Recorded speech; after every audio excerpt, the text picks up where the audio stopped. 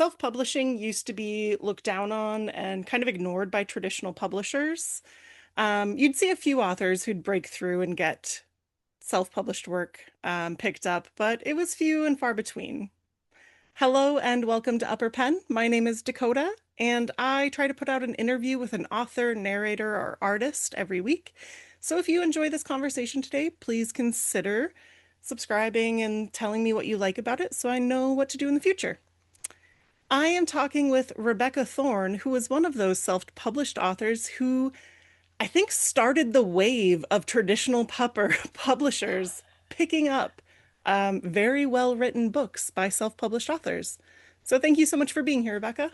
Yeah, I definitely don't think I started that wave, but I definitely caught the high of the crest as it was starting to barrel towards the shore, which was wonderful. So, hello. I remember Travis Baldree's Legends and Mhm. Lattes, and then Can't Spell Treason Without Tea, like immediately. Yeah, Um, they grabbed the cozy fantasies very quickly after COVID. I think the romantasy was having the same trend at the same time. So I feel like there's a lot of romantasy authors that were insanely popular on TikTok at that time that also got grabbed, late 2021, early 2022 into 2023. And we definitely started to see a huge shift in the industry right around that time, which was very cool to watch. it's really cool because I used to interview a bunch of lit RPG authors, and now they're all getting picked Yeah. up Oh too. my God, the lit RPG one is so funny. Okay, so like I'm I like to say that I make my money by predicting trends, right? And that's such a bad business to be in. Don't try to predict trends. It doesn't usually work. But I was in traditional publishing for 8 years, and then I moved into indie. And the reason I moved into indie is because I saw cozy fantasy coming like a freight train. Like Yeah. I picked up Legends and Lattes when it was indie published in early 2022, and I found it at a Barnes and Noble, and it broke my brain because I had been told that indie books could not get into Barnes and Noble, only trad books could, right? And so I picked up this book and I read it and I was like, who would publish this? I thought this was indie. I'm so confused. And then I realized it was indie. It was just through different channels that had just popped up in the last couple of years over COVID, and I hadn't realized it.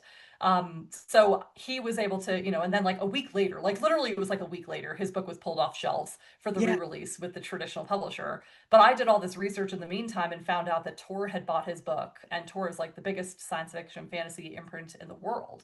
And they bought his book in like 24 hours, which does not happen. Like that does not happen. So they bought his book, and I read his book, and I was like, oh, this is the next big thing. Like in my brain, it was like such a gut feeling that I was like, this is the next big thing. So like when I say I predict trends, what I really mean is I wait for those gut feelings that like hit me. And the reason I mentioned this is because the Lit RPG, I had that. I went to Columbus Book Festival a week before the Lit RPG Con in Denver last year, and I Oh, met Matt yeah. Dinniman in person. We did a panel together, and I watched his fans, and I was like, "Oh, this is the next big thing." And it was Yeah. like, and again, that gut feeling again, where I was just like, "Oh, no one is even noticing this except for the people who have been reading lit RPG for years. They all knew, right? But like none of the rest of us did. And I was watching him and I was like, oh, this is the next big thing. And then he mentioned there's, if you live in Denver, there's a lit RPG con. We're going to be doing it for the first time. Are you going? And I was like, well, now I am. So I bought a ticket in like the next day, and we went a week later to lit RPG con. And I just literally sat in the back of the classroom and I watched everybody.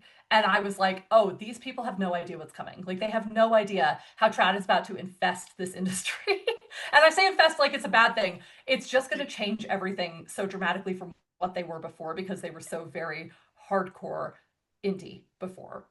And that has Yeah. been true. So I'm going again this year. I bought my tickets the minute they announced it. I bought my tickets again, and I am going to be going this year as well to see. And I can't wait to compare between last year and this Oh my year God. the vibe of this conference. I feel like it's going to be 3 times as big. I feel Hmm. like it's going to be full of people who all of a sudden love Dungeon Crawler Carl and want to see Matt Dinniman in person, but also like I can't wait to see because like half of the panelists that we saw last year were picked up by Trap this year, and Yeah. in massive deals, right? Like in big deals where their books are going to be coming out in the next year, and they're so like it's like the wave for lit RPG is doing exactly what Cozy Fantasy did in 2022, but I would argue it's doing it on a much bigger scale because Legends and Lattes was big, but like Dungeon Crawler Carl is huge. Like it's like it's insane how many books Well, that guy is selling. So. To be fair, Travis Baldree narrates most of the Lit RPG books. So I Travis think Baldree was people, in fact there at the Lit yeah. RPG Con last year. Yes. So I feel like he had this like people found his books organically, his book, and Hmm. then they followed him to Lit RPG, I think is Yes. Yes. Well, and what's interesting is that I actually think the opposite. I actually think the opposite. Oh. I think Legends and Lattes got such an initial surge Oh, because he well, was yeah. such a well-known narrator in India. And then I think Shauna McGuire reposting his book brought him to the masses. But like I think he was gaining speed before that point, right? Like I think that Travis is a really interesting, and he's like genuinely one of my favorite people. Like he's so nice. If you ever get the chance to meet him in person, highly recommend. And same with Matt Dinniman. Oh my God, like so many wonderful people in this industry. But Travis has been interesting to watch because, from my knowledge, it was his first book. But if you talk to him, you realize that like it was his first book, but like he had done so much Yeah. else, right? Like so many other, and so I use him as kind of like a case study for authors who are like, well, it's my first book. I don't know. I'm like, well, what else have you done? Right? Like, have you, because he was a video game designer before he, and writing narration for video, like, narratives for video games before he went to narration on its own. Then he was narrating books for years and then he wrote a book. So he already understood very intimately what story structure was just because of his extra careers. So it's okay if it's your first book as long as you've got some kind of background in storytelling. I think often it helps. It makes books better if you've done other things. Yes, I agree with that. I think that a lot of the benefit of my books is that I get very like human characters that people can relate to. And I Yes. think that comes from being a flight attendant for 13 years. Like I have talked to people ad nauseum, like far more people than most people talk to in a day. I talk to in a day. And I think that that helped me a lot because it made me realize that there are no caricatures. Like there are somebody that I might be able to classify as a certain kind of person when they walk on the plane. And then the longer I watch them and get to know them, the more I realize that they're nothing like what I thought. So let's jump into your newest book, Mossed in Space, which comes out June 30th, very quickly here. Um, you mentioned that you were a flight attendant, and that kind of gives me the vibes for Moss now, because Moss is one of these main characters. But can you kind of give a little bit of a brief description of what it is before we get too far? Yeah, so Lost in Space is a cozy sci-fi, which is not really a genre. I'm hoping to do with cozy sci-fi this year what like Legends and Lattes did for cozy fantasy in 2022. That's my goal. Like and not that Moss will be the book that does that, but I'm hoping that Moss will be one of the books that shows success to prove to publishers that there's money here, right? Because you can't have a genre without a lot of books. And the only reason that cozy fantasy became so big is because people like me flooded in after Legends and Lattes and were like, oh my gosh, we can make this book, like this genre, huge. And now it's got a space in every bookstore. Um, so that's what I'm hoping this will do for the genre. Even better that Becky Chambers has another book coming out later this year. Oh my God, it's amazing. I highly recommend. As You Wake, Break the Shell, coming out in Yeah. fall. Oh, it's so good. I just talked Um, to her last week. oh my God, it's like I read that book and it broke my brain. Like I read the first 50% of that book. I'm getting so distracted. I'm so sorry. But like I read the first 50% of that book so quickly and then it took me like 3 months to get through the other 50% because I was like reading like a page a night because I never wanted it to end. Like it was so wonderful. Anyway, highly recommend that book. I'm hoping that with Moss and this new Becky Chambers book coming out, this is the year for sci-fi. That's my fingers crossed, right? So Moss in Space follows, it's again intended to be cozy, and it follows an ex smuggler who saved up all this money to buy a starship for the purpose of saving her sister who can't breathe the recycled air on the space station. So she's like, if I get a starship, I can go find a planet that she can breathe on. So she buys a starship, but the starship, the only one she can afford is an alien starship that's covered in moss. And she's like, well, it'll probably get me there. So she buys it. And when she gets inside the ship, she realizes very quickly that the moss is actually responsible for life support on that ship. And it is sentient and has severe abandonment issues because it's been left in this hangar to collect dust basically for 133 years. So it kind of becomes this little like bit of a twist where she's trying to save her sister, but she's also wrestling now with this sentient moss computer that is just like desperate to be friends with her because it has had nobody else to talk to in 133 years. And then aliens come in and there's like it's a whole rigmarole, but it's just like a fun, enjoyable ride. that is not meant to be very heavy. It's meant to be very enjoyable. I would almost say that it's meant to be an introduction into the sci-fi genre because I think that a lot of people are very afraid to jump into sci-fi. And I'm hoping this book will be something that will bridge that gap. So one of the things that I noticed the most by the time I got to the end of the book was that one, because it's cozy, you don't sit with a lot of very dark things for very long. They do come up, No. but you don't sit with Hmm. them. And I think this in particular made the pacing so quick. And I was like, oh Hmm. my God, I feel like this is an introduction to either one, a really good series, or two, people who've never really wanted to read sci-fi. Yeah. Yeah, I think this book is the start of a trilogy. So a lot of people don't realize that. It's actually book one in a three-book series. And the growth that these characters are going to go through over the three books, like I just finished book two a couple weeks ago, and it's like incredible to me because I feel like I hope when people read this book, I hope they don't just take this book as all it is because it's like it really is meant to be an introduction to these characters and their journey is not just this one snapshot of a 3 day trip. It's going to be this growth over time as they get to know these people and become friends with these creatures that changes who they are at their base level. And so the characters that they are at the end of book three are going to be vastly different than they are in book one. And that's the purpose of this is that journey and those character relations that develop over time.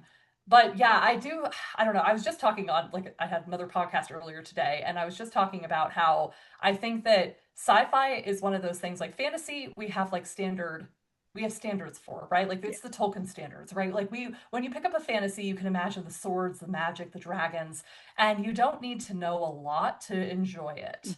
But sci-fi can be anything, right? Like there's no standard for what that world looks like. There might be like some standard tropes, like you have the spaceship, you might have the like rundown planet, the smugglers in space, right? But there's no like template for what those like there's it's not like you're using orcs or elves for when you create an alien race. Like your alien race has to be completely unique, you know, and there's no like template to fall back on for that. So I think that for that reason, sci-fi has a much higher barrier to entry than fantasy does, and I think that's why it doesn't sell as well because it's just harder to fathom. But with like Project Hail Mary, the movie coming out Oh, this yeah. year, you know, I'm amazing, right? Like, and I read that book years ago, and it was so good. But it's just like with that kind of thing coming in, where like that is very science heavy, but at the core of it, we don't remember the science. We remember Yeah. Rocky, right? Like we remember the alien that made you feel really good, and I think that's what I was trying to go for with Lost in Space. It's more about the aliens and the relationships that make you feel good rather than the science and the heaviness of space because space is inherently very dark and open and sad and lonely. And how can you make it feel not that way?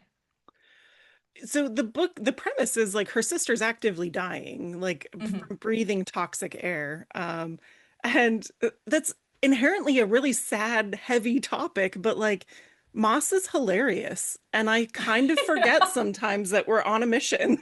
Yeah, yeah, yeah. Moss, I think that Moss, so when I wrote Moss, I was very much putting Murderbot coding into it. So if Yeah. you read Martha Wells's Murderbot series, it was very, very much that level of humor. I read Murderbot and I was just delighted. Like I don't read books very quickly. I'm a very slow reader because I write so much that I'm analyzing every page. So I don't Oh, yeah. read very quickly when I actually do read.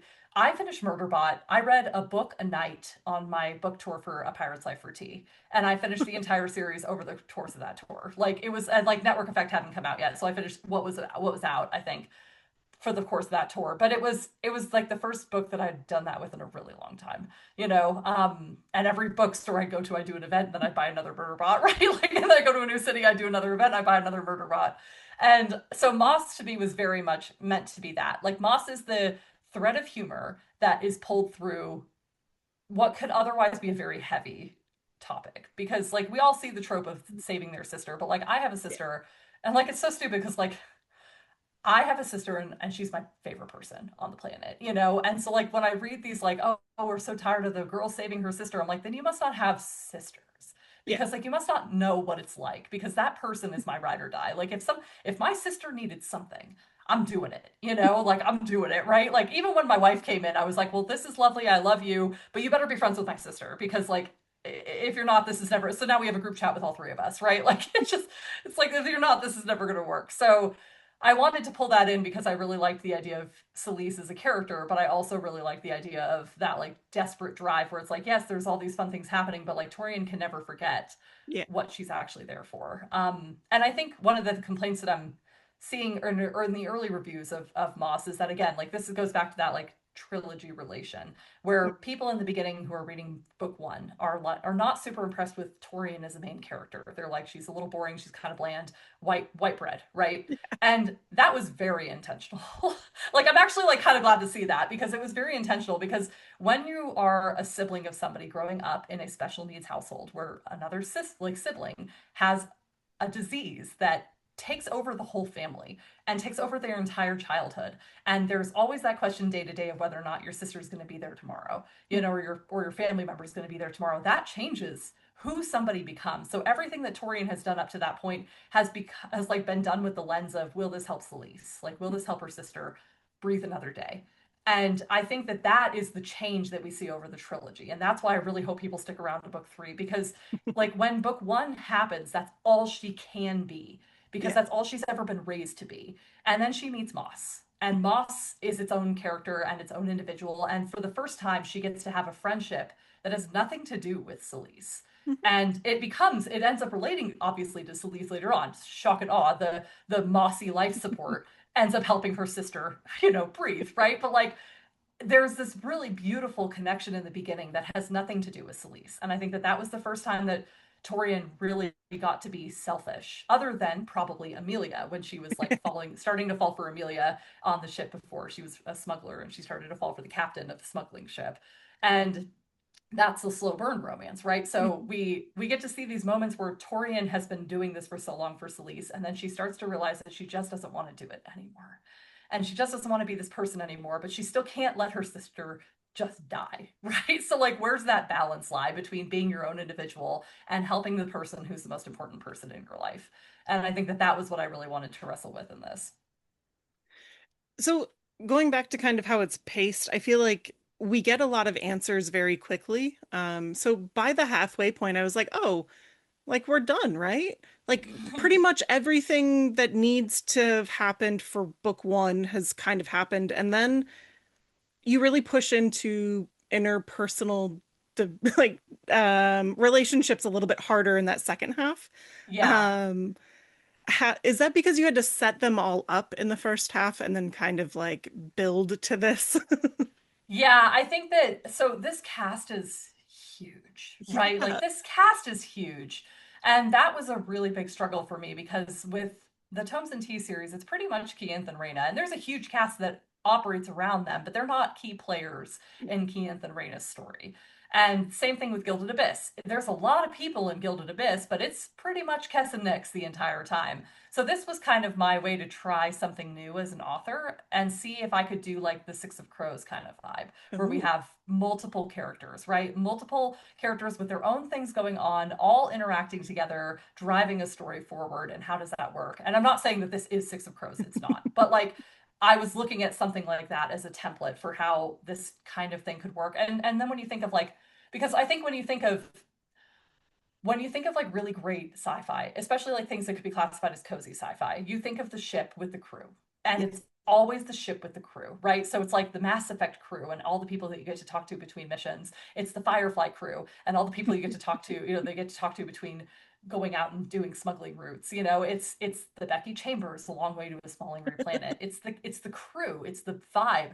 So how did I when the ship was only big enough for one person, you know, how could I bring that in and make that crew feel like they are necessary and useful? And that was where I really needed to lean in, partially because I knew it was going to be a trilogy and I needed to establish who those people were before we dive into books two and three.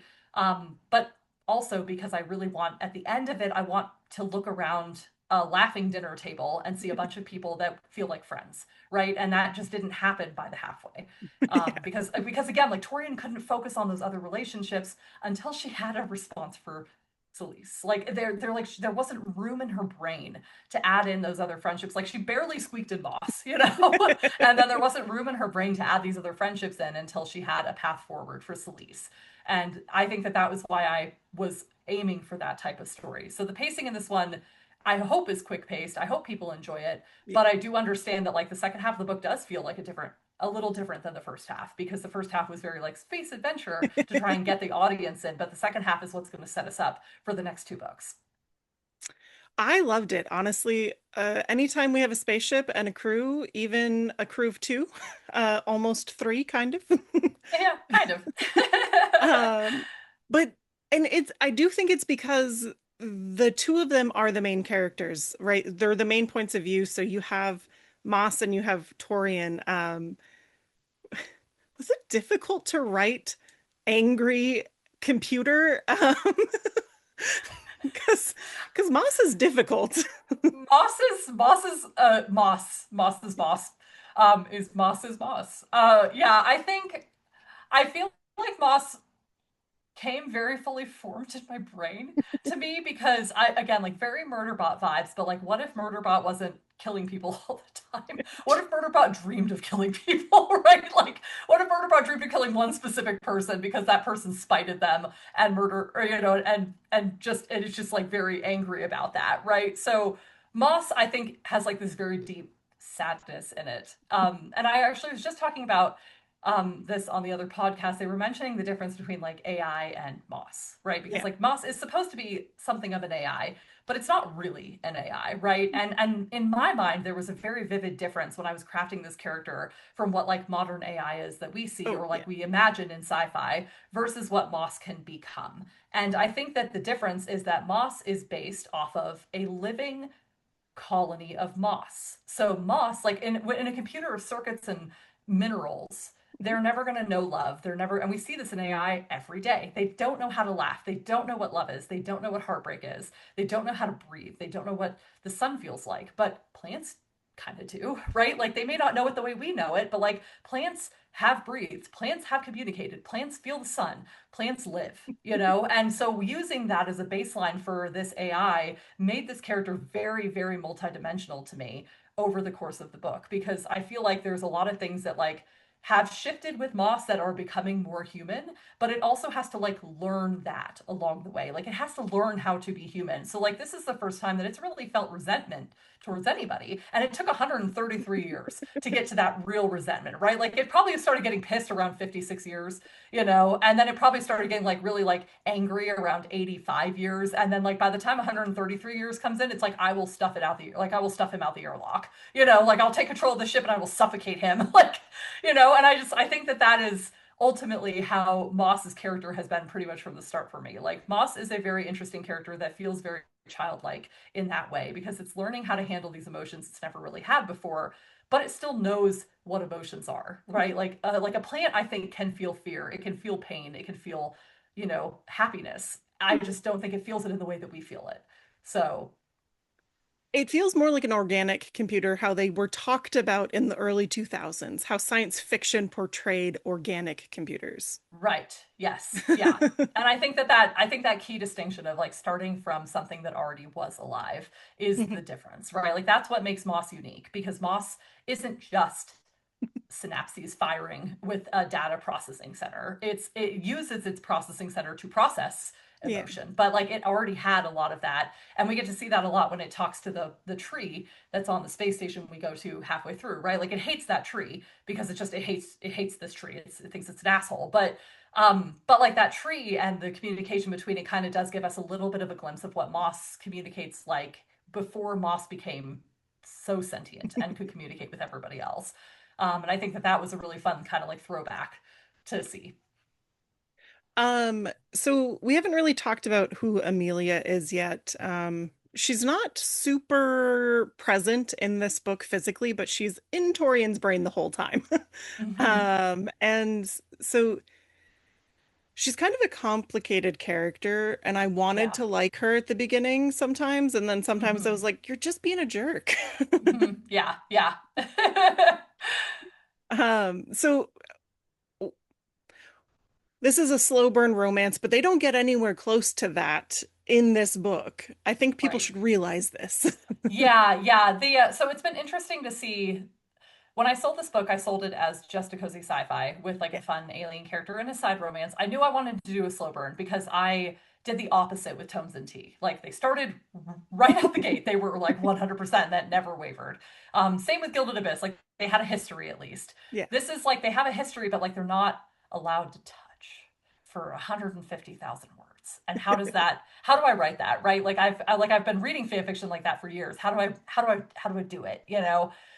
This book, there was so much going on with Moss and the aliens and the world and saving the sister that the romance was definitely there, but it is not amped up. Book two is when the romance like really dives in, because again, book two is the moment that Torian can separate from her sister and start to become her own person. And I think that that growth is going to be really fun to watch over the next couple books. But yeah, Amelia is one of those characters that like I wanted her to be almost the caricature, right? Like the cool badass space captain, you know, who has like a really great reputation and really powerful thing. But then like the more you get to know her, the more you're like, oh, you're like kind of barely holding on, right? Like you're like kind of barely holding on, right? Like everything that she does, you can see that she's like not that person. She's not she needs to be, she wants to be, but she can be in certain glimpses, but then she gets behind closed doors and she just has to like cry for a bit because she's just not that person. So, and I think that Torian is the only one who really gets to see that side of her. So that really gets to be played in more in book two.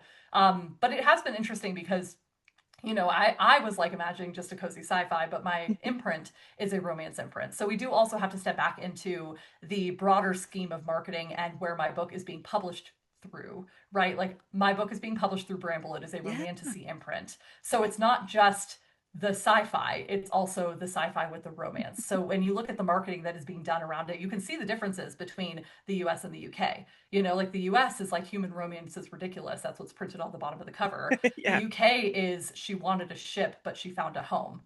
And that's just like a glimpse of like how two different marketing teams have decided to approach this one thing, you know? And I think that's important for readers to remember too, because like everything that happens in a traditional book happens through that ecosystem of how are we positioning this within the market. And because Bramble is a romantasy imprint, they have to position it with the romance. That's what they're known for. So it's been very interesting to kind of see the differences between the two. And I do think that that will be very appropriate in books two and three. Like book two is very yearning, will they, won't they touch, right? Like, you know, oh my God, just kiss already, right? Like that's the vibe of book two. And Moss is there too, being exasperated by the whole thing, right? So it's just like, so it'll be interesting to kind of see how that kind of goes. But yeah, there's definitely been some growth that happened with this book and the way that like it is being presented to the world. So So I knew that it was like a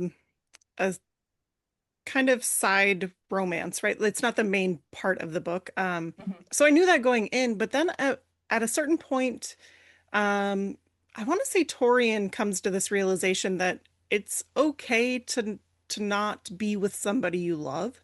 mhm. And I was like, this could be such a good like, healing thing. And I was like, but I really want them to be together. Yeah, yeah. Well, and it is that line goes deep in book two, for sure. Like again, all this is where I'm like, I hope that people don't just look at book one and then assume that's all, right? Because like it's easy to look at book one and be like, yes, there are these problems, and you're right, there totally are.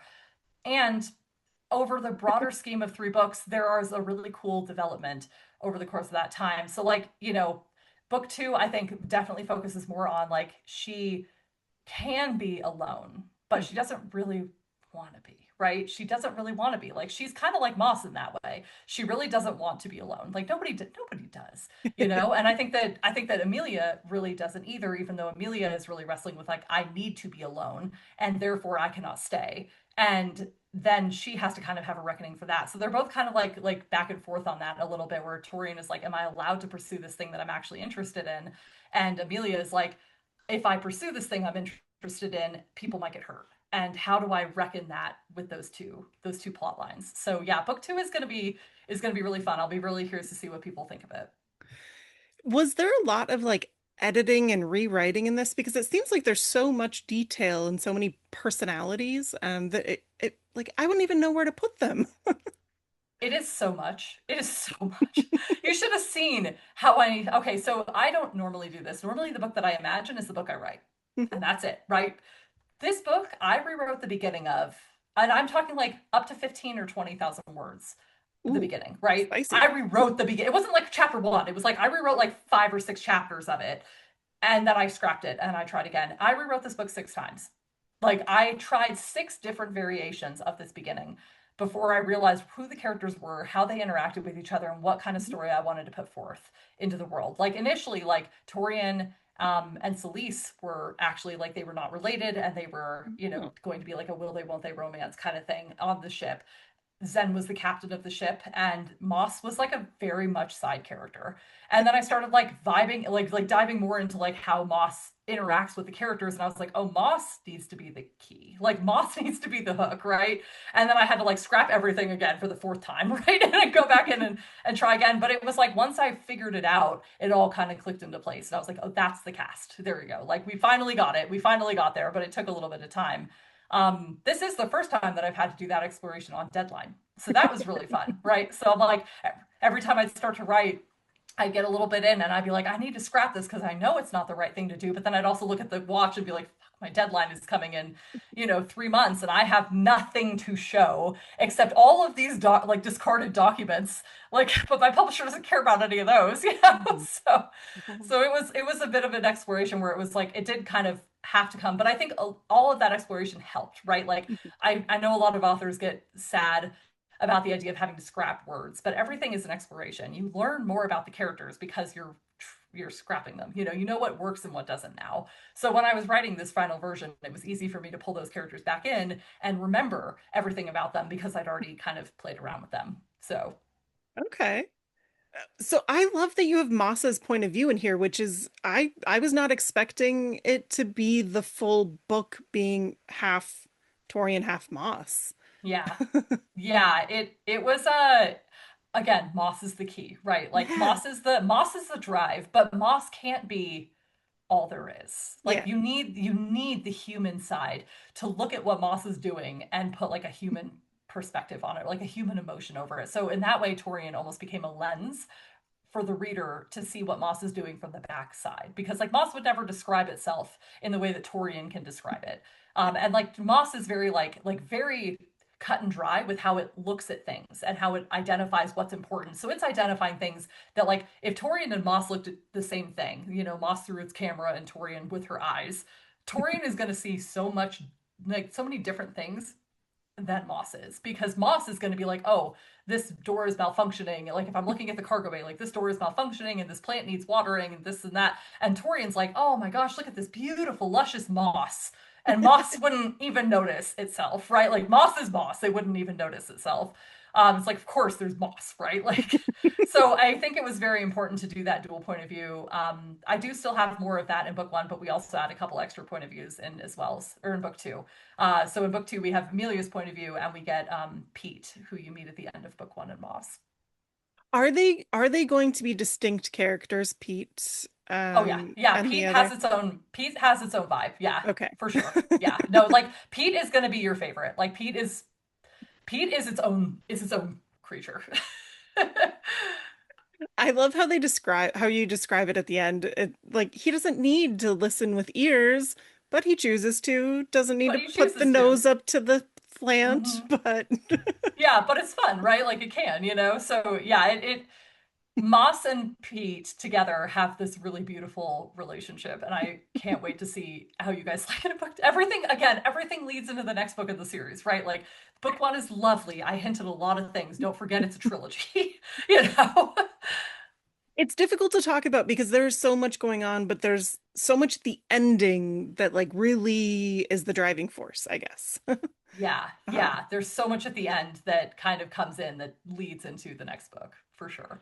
are we going to get more of our fun mechanic friend that we meet on Space Station 4? Lyric, yes. Oh my Yes. gosh. Yeah, I was just talking again, that other podcast that I Yeah. just did earlier today, we were talking about neurodivergency in this book and how there's like a lot of characters that are coded as things. And that gets interesting to me because a lot of them are aliens. So in my mind, they're not actually like neurodivergent the way we would be, right? Like, is Moss autistic?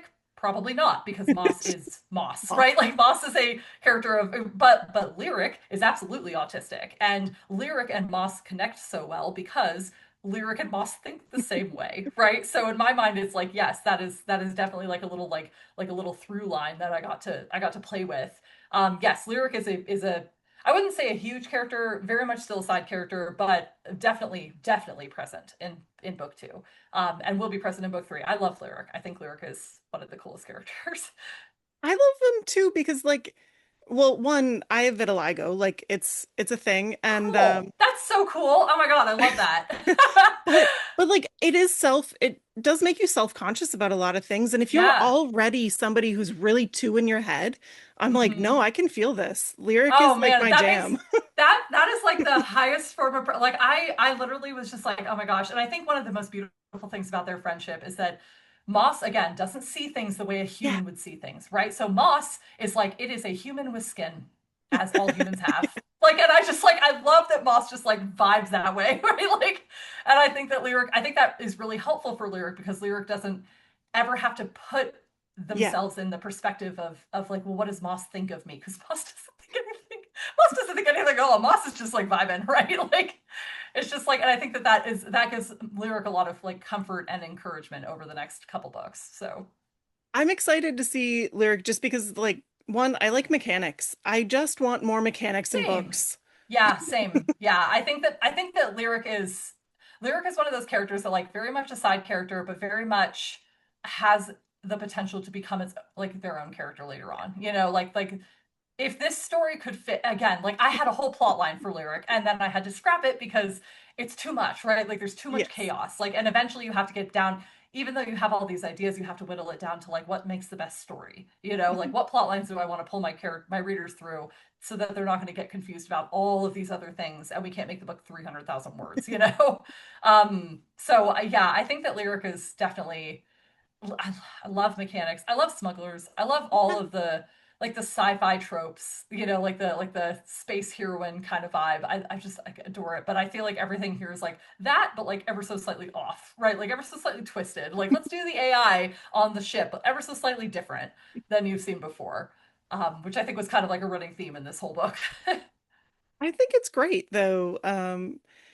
So kind of changing changing a little bit, changing gears, sorry. Um, this is not your only book coming out this year. So No. you also have the second one to the Gilded Abyss. Yeah. But that one you didn't have to write recently, correct? You've already written I this one. did. Uh-uh. No, I did. I did have to write this one really recently. This Oh, book, so Moss 2 and this book were, and Crimson Ruin, the Gilded Abyss's sequel, were written pretty much side by side. So Moss 2, I finished in July of last year, the first draft, and I had to scrap almost everything because it was not. So, like, and I told my editor that. I handed it to him and I was like, tell me what you like, and I'll pick it out, and then I'm going to rewrite the rest of it because, like, everything else is not working for me. So I had to rewrite that one in March, April, and a little bit into May. So okay. Moss 2 is now done. But Gilded Abyss or Crimson Ruin, that book took me 3 years because I stranded my characters at the bottom of the ocean with no escape. It's How do you get characters out of the bottom of the ocean with no escape when you strand them at the bottom of the ocean with no escape? That is very hard to do. That's very hard to do. So in the whole time I was writing Crimson Ruin, I was like kicking myself. So I wrote Crimson Ruin in the first draft I wrote like 3 years ago, right? And Mhm. then I tried it again 2 years ago, and then I tried it again last year. And last year I got a version of it that I thought was pretty good. And that was over the fall of last year. And then I ended up getting the edits back for that over Christmas. And I told my editor, I was like, I need another pass. I need another round. Like, and I never asked for that, but I was like, I need another round because this book has to be good if they're waiting 3 years for it. Like, it needs to be everything that I promised and more. And this book right now is close, but still not there, right? But I had to go through so many iterations of the plot of that book to try and figure out what can we do at the bottom of the ocean with these characters and how do we get them out and what about this and what about that and how do we make this city feel like Rapture in BioShock, but Yes. like right like it's like intensely Rapture as you can get, but still make it its own thing and still make it unique and new and fitting for the story that I set up in the Luminosity on book one, you know. And I think it's good. I think you guys are going to like it. I can't wait to see some early reviews of this book. um but it was a long time coming. It was a long road. Like Was this Gilded Abyss published independently, or did you it was, always? yeah. Okay, yeah. I It think was, that's yeah. why I So thought you'd already written it. yeah, no. So I wrote Gilded Abyss over it was my thesis for my master's degree actually, because I have a master's in publishing and writing. And it was my thesis for that in spring of 2023, and I published it in June of 2023. I actually published it for the very first time 6 days before Ocean Gate came out. Like Ocean Gate happened. So like I published it, and then 6 days later Ocean Gate happened, and these Ooh. people are trapped in a submarine. And I was just like, holy shit. And like I got a lot of viral marketing off of those Yeah. um off of those people, but like it was, yeah, it was a really crazy thing. But then I sold it to my publisher, mostly because I felt like it was one of those books. It's kind of niche for indie publishing. Like certain genres do really well in indie, and certain genres do really well in trad. And Gilded Abyss felt like one of those genres that would do very well in trad, but not super well in indie. So it was performing fine, but not great. We put it out in trad, and as I expected, the numbers are significantly better for it, because it's the kind of book that people I think would pick up out of a bookstore, but they're not necessarily going to grab it when they're looking online.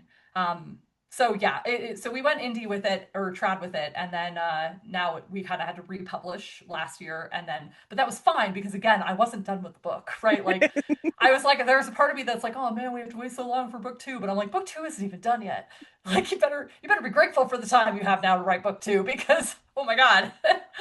Oh, goodness. But that's so much work to do together. Plus, it's a cozy sci-fi versus a very Very horrific. intense. Well, and it's interesting because for the first time in my career, I asked my editor tried to handed me Moss 2 in March, and I was actively working on Obsidian Night, which is the third book in the Gilded Abyss series.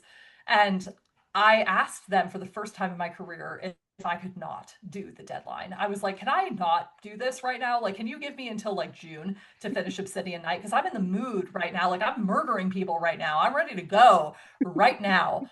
Because I just finished editing book two and I know exactly what I got.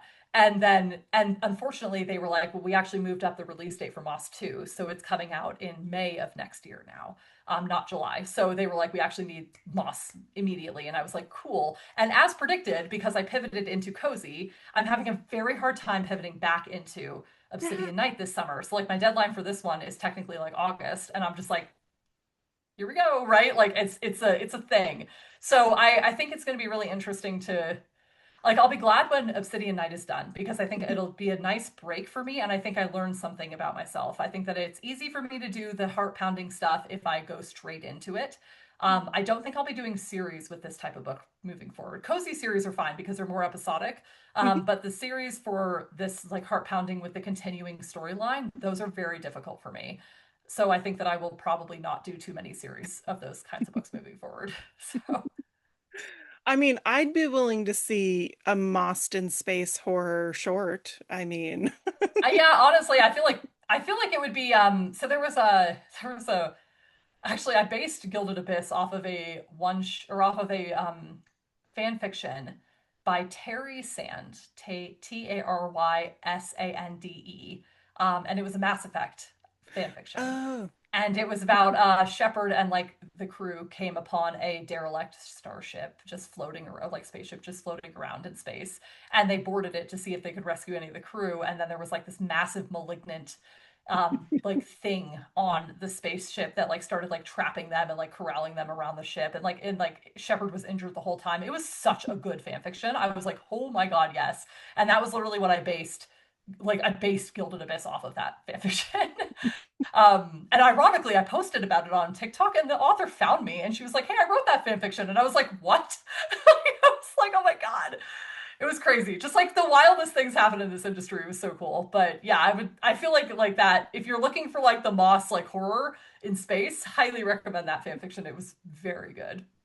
okay. Now I need to know, like, I need to go back on, is it on AO3 or I fanfiction.net? think it's on AO3 now, but it was on fanfiction.net. I Okay. would probably go to fanfiction.net first, because yeah, we're old school. So I feel like folks don't remember fanfiction.net I existed. know. I know Um, because they're too young. And I'm just like, oh, honey, like we were there. Also, I didn't even realize that like AO3 was still in beta. They're like, oh, we're out of beta. And I was like, you're out of beta? We've been on you for 15 years. Like, I didn't realize it was a beta version. it wasn't, yeah, I was like, what? Wait, what? Like, they apparently have stickers now that you can order this, and I was here for beta if you have an account that like was from Oh And I my was like, oh gosh. my God, that's like the most AO3 coded thing I've ever seen. But yeah, fanfiction.net, I'm pretty sure it was on there.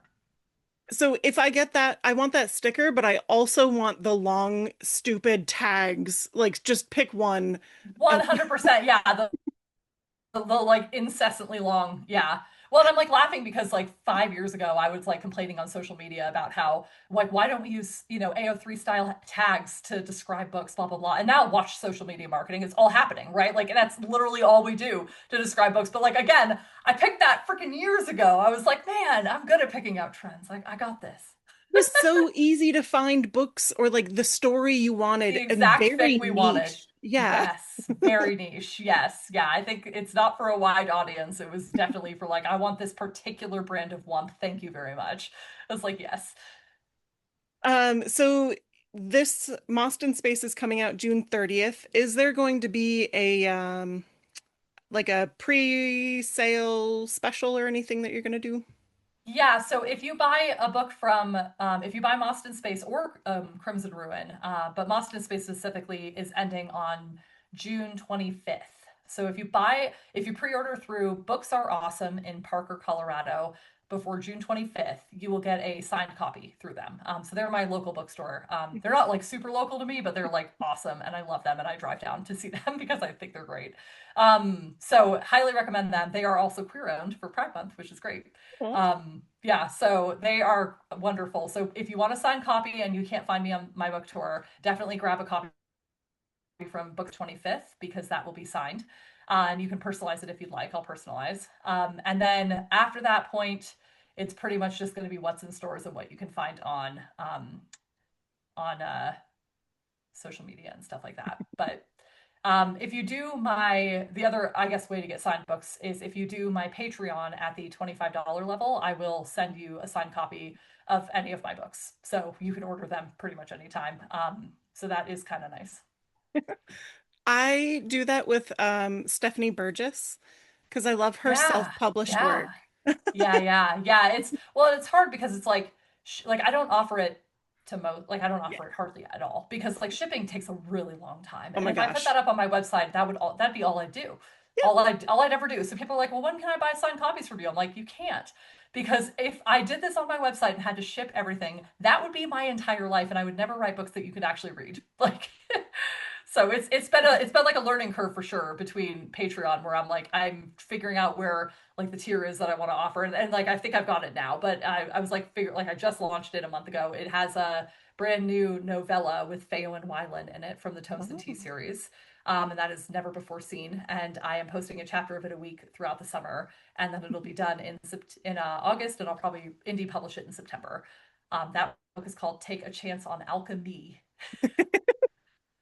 which I think is cute. Louise. I know, so it's so good, right? Yeah. So yeah, so that Patreon has been like a really interesting, like going back to indie versus trad, like that Patreon has been a really interesting learning experience for me as far as like ramping up income that is not traditional, right? Like ramping up income that is not something you normally think of. But it's been a lot of fun. I feel like you've done so much this year. I was looking at your Instagram. You were trying to post how many reels a day? Okay, it's bad. What? It's bad. Well, and like like this whole year has just been like every time I think I have a handle on all the things, something else comes in where it's like, just kidding, now you're sick for 3 weeks. Just kidding, now you're traveling all this time. Just kidding, family stuff, right? Like, Yeah. and I'm like, okay, here we go. So like I started this month with vigor. I was going to post 6 to 9 reels a day to promote Boston Space, and I realized after like 4 days that I could maybe manage 5 a day. And then like I got, like news on like the 11th or the 10th. And it was like, okay, maybe now I don't post anything for the weekend because like now I'm just like, what the fuck? So it's just like there's just like so many little things. So now I think I'm backing off and I'm going to be doing trial reels Okay. specifically instead of actually posting to my main page. So people on my main page will think that the challenge has ended, but I actually am going to be posting on trial reels throughout the rest of the month. And I'm going to be doing those. I want to try and do 2 to 3 a day, Okay. and we'll see how those go. So, but yeah, it's like a whole thing, like it's like a whole thing. Like social media And like figuring out where you lie on social media, because like I'm friends with so many indie authors and their social medias are freaking insane. And Yeah. it's because they have public, personal assistants that can go in and post those things for them. So because like they write and then they hire out all the other stuff, and I'm just like, well, that is lovely for you, but most of us do not have the time or money to be catching a personal assistant up to speed and or paying them $500 to $1,000 a month to do these social media posts that maybe sell a couple books on the back end. Like Yeah.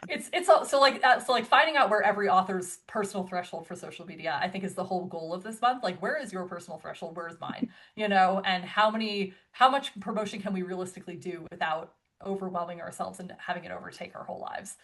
Yeah, because you don't want to be an influencer, you want to be a writer. I was never trying to be an influencer. It's funny because people always like from the time I got probably 20,000 followers on TikTok, people are like, "Oh, Rebecca Thorne, she's an influencer," and I'm like, "I write books. Like I'm an author. Like that's my idea. Like I'm not influencing you to do anything except buy my books because that's what I do. Like please go buy my books. That's the only thing I'm influencing. I'm not influencing products. I'm not taking brand deals. I only write." I keep But then I trying to have to get tell you that I wrote. I keep trying to get my husband to do social media for the podcast because I never want to do it. And I'm like, Yeah. Can you do it?" And he's like, "No, I Yeah, have yeah. my own stuff." Yeah, no, like my wife is a flight. She just became a flight attendant a couple months ago. Oh, wow. So she now is working in the same job I am, but it's pretty flexible. So I was like, well, hey, on your days off, why don't you just go and like answer my Instagram messages? Because I have dozens of them, and it takes me a long time, right? And she's just like, well, they want to talk to you, and I was like, help me. So she's like trying to ease her way into it, but it's so much. Like again, like there's that like learning curve of catching somebody else up to speed. And it's like, well, is it worth it or should I just do this myself? And I think the answer is increasingly becoming I need to focus on helping somebody understand what this is. But yeah, it's a whole thing. You're gonna need a PA soon. Yeah, it's a whole thing. Yeah. So folks can find you on Instagram. They can find you on your newsletter as well and Patreon. Yes, yeah. So Instagram, newsletter, Patreon. I'm on TikTok, but not frequently. I'm posting there, but I wouldn't talk to me there. But yeah, my website is going to be probably the best place to get information. You can see all my events coming up. You can see all the books that are coming out. There's a link to the Patreon there. So RebeccaThorne.net is my website, and that is probably the best place to find me. But if you want to like actually chat, Instagram is where it's at. So Perfect. I'm so excited for the rest of the year and knowing that Lost in Space 2 is coming out in early 2027. yeah, yeah, I was surprised to hear that they moved it from summer, but I'm delighted because I think that this will be a really cool. I think that's going to be a really good time for people to be picking it up, especially with Pride Month right around the corner from May. I feel like people Yeah. are going to be excited about it. So Well, thank you so much for chatting with me today. yeah, yeah, thank you so much for having me. This is wonderful. Again, Lost in Space is out June 30th. The Crimson, This why the, Crimson Ruin. yeah, this Crimson Ruin. I Yeah. keep want to say this Crimson Abyss, and I'm like, that's not the, I wish, man. Yeah, sadly, I thought about using the word abyss in all three of them, and I was just like, it's probably not the vibe. Um, but yes, I will say, like when I wrote this Gilded Abyss, the title I really wanted to go with was like I loved the Dark and Drowning Deep or something like that. But like, there's already like three yeah. books that are titled something very similar to that, and I was like, okay. Shannon McGuire's The Drowning Shauna Deep. McGuire's, yeah, The Drowning Deep, and I was like, that is such a good title for this book, but damn it, it's already been taken. So yeah, I had to go in a different direction there. But But that one comes out later this year in November. yeah, December actually. December. Yeah, so December, early December. I think it's like December 8th, December Okay. 7th. Yeah, this Crimson Ruin is coming. It has a scheduling date, and we have a cover, and we have the book done, and there's nothing going to stop it. Like it's coming. It's coming now. I know I've been saying that for 3 years, but like I promise, now it's actually on the way. So You're not Patrick Rothfuss yet, just yeah, vibe. yeah. There's no vibing. Well, thank you again, and I really hope everybody goes and buys Lost in Space because I need cozy sci-fi to be a thing. Oh, big mood, big mood. Yeah, please go buy it just to support the cozy sci-fi genre. Even if you don't like Moss, please go buy it just to show publishers that people will buy books like that because then we get more of them. Yes, I Yes, need it I'm so much. so excited. I literally cannot wait. I think it's going to explode out the gate because they have no idea how badly people have wanted cozy sci-fi. And I feel like Brett and like Becky Chambers is such like a contemplative cozy sci-fi. This is like the Yeah. fun space romp cozy sci-fi. So I'm like, we need both. But like with more books like that, we end up getting a whole genre, right? Like a whole genre can come out of this. So If we can let's make it have happen. if we can have a revival of Firefly, we can do this. For real, for real. Like the when they announced it, I was like, "Are you kidding me?" Like, I was like, "Oh my God, the timing couldn't be better." Yes. Yes, yes. So thank you for hanging out with me today. And if anybody listening has enjoyed the conversation, one, go pre-order the book Mossed in Space, and two, consider subscribing to UpperPen. And Yeah. I hope everybody has a lovely, lovely day. Bye. Bye.